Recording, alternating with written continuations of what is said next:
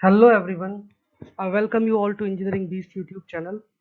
जैसा कि आप लोगों ने थंबनेल में देख लिया होगा, इस पर्टिकुलर वीडियो में हम लोग सारे doubts regarding EWS, OBC certificate, उनकी क्रूशियल डेट्स के बारे में, और सबसे बड़ा जो कियोस चल रहा है इस वक्त कि सीपीडब्ल्यूडी के लिए डिग्री वाले अलाउड हैं या नहीं है, इसके ऊपर भी हम बात करेंगे।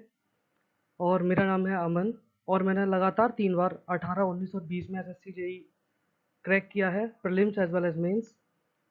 तो मतलब इन सब चीज़ों का मुझे बहुत अच्छी तरीके से आइडिया है, और इस पर्टिकुलर वीडियो में आपके सारे डाउट्स क्लियर हो जाएंगे। मैंने आज तक कभी इतना क्योस नहीं देखा था इन चीज़ों के बारे में लेके, खास तौर की ये सीपीडब्ल्यूडी फॉर डिग्री वाले को लेकर के, क्योंकि हर बार शायद ये नहीं होता था कि डिप्लोमा और डिग्री वालों में इतने झंझट पैदा हो जाया करते थे। लेकिन इस बार क्योंकि डीडीए का केस हो गया है, फिर यूपी वाला केस चल रहा है, तो शायद लोगों के दिल में और दिमाग में बहुत ज़्यादा इसके लिए कन्फ्यूज़न है। तो ये सारी चीज़ें इस वीडियो में हम क्लियर करेंगे। तो सबसे पहले मैं आपको बताता हूँ ईडब्ल्यूएस और ओबीसी सर्टिफिकेट के बारे में।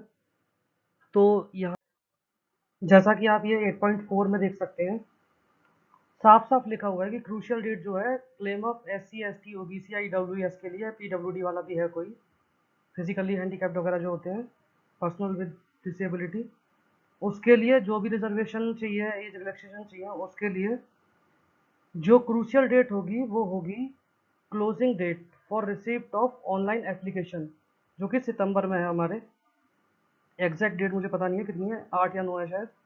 तो आप लोग इस क्रूशियल डेट से पहले का अपना ईडब्ल्यूएस या ओबीसी सर्टिफिकेट लेके जाएंगे तो वो आप लोगों को क्लियर करेंगे।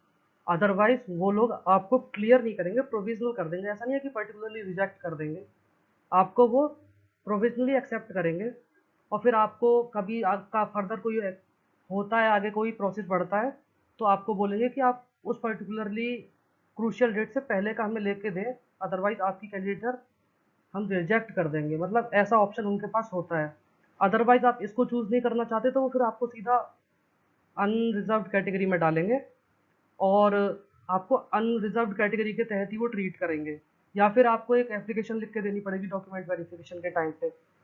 तो बेसिक बात ये है यहाँ पर समझने वाली कि क्रूशियल डेट से पहले का बनवा लें, तभी आपको उसका बेनिफिट मिलेगा। अदरवाइज आपके झंझट आगे तक बढ़ते चले जाएंगे। अभी 1 महीना है, आसानी से बन जाएगा। जो भी आपको चाहे ईडब्ल्यूएस बनवाना हो, चाहे ओबीसी बनवाना हो, आराम से बन जाएगा। वो ज़्यादा टेंशन लेनी नहीं है। आप अपने तहसील लेवल का ही बनवा के लेके जाएंगे तो वो भी एक्सेप्ट होता है वहाँ पे। ऐसा नहीं है कि कोई सेंट्रल लेवल का अलग से बनता है।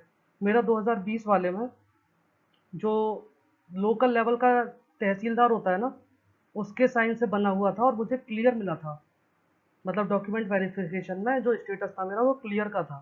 तो बस एक चीज़ का ध्यान रखना ईडब्ल्यूएस वाले, कि जो आपका फाइनेंशियल ईयर होगा इस बार, वो होगा 21-22, और वैलिड ईयर होगा 22-23।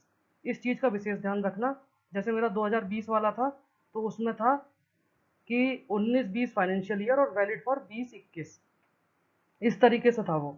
तो वो वैलिड होता वहाँ पे, ना कि कोई और। अगर ऐसा नहीं है आपका फाइनेंशियल ईयर, तो वो आपको प्रोविजनल में डाल देते हैं।